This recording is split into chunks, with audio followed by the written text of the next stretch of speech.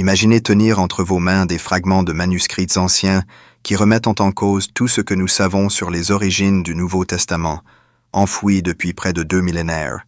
Ces morceaux de parchemin découverts dans les grottes de Qumran, connus sous le nom de manuscrits de la mer Morte, pourraient contenir des traces des évangiles, les mots mêmes qui ont façonné les fondements du christianisme. Mais pourquoi le monde n'a-t-il pas accepté cette découverte révolutionnaire? Et si je vous disais que des fragments du Nouveau Testament étaient cachés parmi ces textes anciens, bien avant que les prophéties qu'ils contiennent ne se réalisent? Aujourd'hui, nous plongeons dans le travail méticuleux du professeur José O. Callaghan, l'érudit qui a osé relier ces fragments au Nouveau Testament, et explorons ce que cela signifie pour notre compréhension de l'histoire, de la prophétie et de la foi. Les manuscrits de la mer Morte, découverts entre 1947 et 1956 dans les grottes de Qumran près de la mer Morte, sont parmi les découvertes archéologiques les plus importantes du XXe siècle. Ces manuscrits anciens datant de la période du Deuxième Temple offrent des informations précieuses sur les pratiques et les croyances religieuses de la communauté juive vivant à cette époque. Mais au-delà des écritures de l'Ancien Testament et des textes apocryphes attendus, certains érudits, notamment le professeur José O. Callaghan, ont suggéré que ces rouleaux contiennent des fragments du Nouveau Testament antérieurs à la destruction de Jérusalem en 70 après Jésus-Christ. Qumran, situé sur la rive nord-ouest de la mer Morte, abritait une secte juive souvent associée aux Assassins. Cette communauté vivait dans l'isolement et se consacrait à la préservation de ses écritures et autres écrits religieux. Les rouleaux qu'ils ont laissés derrière eux comprennent des manuscrits bibliques, des documents sectaires et des textes qui reflètent les attentes apocalyptiques intenses de l'époque. La communauté a finalement été détruite par les Romains à peu près au même moment que le Deuxième Temple en 68 après Jésus-Christ. C'est là que le lien potentiel avec le Nouveau Testament devient fascinant. Si des fragments du Nouveau Testament se trouvaient effectivement parmi ces rouleaux, cela suggérerait que des parties des évangiles circulaient et étaient considérées comme suffisamment importantes pour être préservées aux côtés des textes juifs les plus sacrés bien avant les événements cataclysmiques de 70 après Jésus-Christ. Le fragment 7Q5 est l'une des découvertes les plus importantes et les plus controversées de Qumran. Ce petit morceau de parchemin contient des mots partiels qui correspondent étroitement aux versets 52 à 53 du chapitre 6 de Marc qui décrivent Jésus et ses disciples débarquant à Génézareth. Car ils n'avaient pas compris le miracle des pains parce que leur cœur était endurci. Après avoir traversé la mer, ils vinrent dans le pays de Génézareth et ils abordèrent. Le professeur José O. Callaghan a méticuleusement analysé ce fragment en comparant les lettres visibles aux textes bibliques ainsi qu'aux textes anciens non bibliques, et a conclu que la séquence correspondait parfaitement à ce passage de l'Évangile de Marc. Ces recherches ont indiqué qu'aucun autre texte connu de l'époque ne présentait cette combinaison exacte de lettres et d'espacements, ce qui rendait l'identification avec l'Évangile de Marc hautement probable. Le fragment 7Q4 contient des parties d'une phrase qui peuvent correspondre à 1 Timothée 3, verset 16. Plus précisément, celui qui a été manifesté en chair, justifié par l'Esprit, vu des anges, prêché aux gentils, cru dans le monde, élevé dans la gloire. Les fragments 7Q8 et 7Q12 peuvent correspondre à des passages de Romains 10, versets 8 à 9 et Marc 4, verset 28.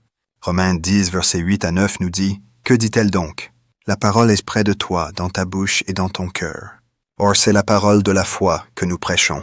Si tu confesses de ta bouche le Seigneur Jésus, et si tu crois dans ton cœur que Dieu l'a ressuscité des morts, tu seras sauvé. » Marc 4, verset 28 dit « La terre produit d'elle-même, d'abord l'herbe, puis l'épi, puis le grain tout formé dans l'épi. » O'Callaghan a identifié ces fragments comme correspondant à la formulation et au contexte spécifique de ces passages du Nouveau Testament, suggérant leur origine possible à partir de ces textes. La méthode d'O'Callaghan impliquait une comparaison détaillée des fragments de Qumran avec un ensemble complet de textes anciens. Il s'est concentré sur la correspondance des séquences de lettres, de l'espacement et du contexte pour identifier les sources les plus probables de ces fragments. Son analyse a conclu que ces séquences correspondaient uniquement aux passages du Nouveau Testament, mais ses conclusions ont été critiquées. Certains chercheurs soutiennent que les fragments sont trop petits et incomplets pour permettre des identifications définitives, ce qui suggère que d'autres textes non découverts pourraient potentiellement partager ces séquences. Malgré cela, les découvertes d'O'Callaghan ont suscité un débat en cours et de nouvelles recherches sur la présence de textes chrétiens primitifs parmi les manuscrits de la mer Morte. Il est crucial de considérer que la présence de nombreux fragments qui correspondent parfaitement au texte du Nouveau Testament et que seuls les textes du Nouveau Testament soutiennent fortement leur authenticité. Selon la tradition biblique et chrétienne, ces écrits existaient à cette époque et le fait que ces fragments correspondent si précisément et soient trouvés en telle quantité rend logique la conclusion qu'ils proviennent bien du Nouveau Testament. L'identification potentielle de fragments du Nouveau Testament parmi les manuscrits de la Mer Morte a de profondes implications chronologiques. Si ces fragments proviennent effectivement de textes chrétiens primitifs, cela suggère que ces écrits étaient en circulation bien avant la destruction de Qumran en 68 après Jésus-Christ. Cela placerait la composition de ces livres du Nouveau Testament dans la vie des apôtres et des contemporains de Jésus, fournissant des preuves convaincantes de leur paternité précoce. Cette chronologie est cruciale car elle recoupe des événements historiques importants tels que la destruction du Deuxième Temple en 70 après Jésus-Christ et la chute de Qumran peu avant cela. Si ces fragments étaient effectivement présents à Qumran avant sa destruction, cela implique que les textes auxquels ils appartiennent étaient déjà reconnus et valorisés par les premières communautés chrétiennes à un stade très précoce, peut-être même avant la diffusion généralisée des écrits de l'Évangile. Par exemple, le fragment potentiel de Marc pourrait indiquer que l'Évangile de Marc, souvent considéré comme le plus ancien des évangiles, a été composé et distribué quelques décennies après la mort de Jésus. Cela concorde avec l'idée que l'Évangile de Marc a été écrit vers les années 60 après Jésus-Christ, corroborant la tradition de l'Église primitive selon laquelle il a été écrit par Jean-Marc, un compagnon de l'apôtre Pierre. De plus, la présence de ces fragments à Qumran, une communauté traditionnellement associée aux textes juifs et aux écrits apocalyptiques, suggère une interaction plus étroite entre les communautés chrétiennes et juives primitives qu'on ne le pensait auparavant. L'idée que des textes chrétiens puissent être préservés aux côtés des écritures juives souligne l'importance de ces écrits dans le paysage religieux du premier siècle. Le lien avec Luc chapitre 21 versets 20 à 24 où Jésus prédit la destruction de Jérusalem prend également un nouveau poids.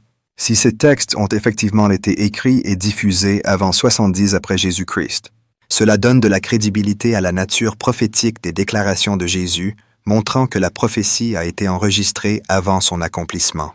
La destruction de Jérusalem et la chute de Qumran serviraient ainsi de marqueurs historiques qui affirment l'authenticité et la chronologie de ces écrits du Nouveau Testament.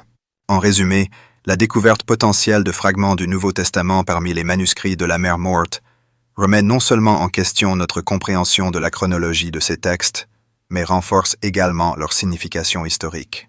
Cela suggère que les évangiles et les épîtres ont non seulement été écrits plus tôt que certains ne l'ont suggéré, mais ont également été largement diffusés et vénérés par les premières communautés chrétiennes, même dans des endroits aussi éloignés que possible. Si vous avez trouvé cette exploration de l'histoire chrétienne primitive instructive, veuillez aimer, partager et vous abonner pour plus de contenu pour l'édification de notre foi. Nous vous invitons à partager vos réflexions dans les commentaires ci-dessous. Merci d'avoir regardé et que Dieu vous bénisse.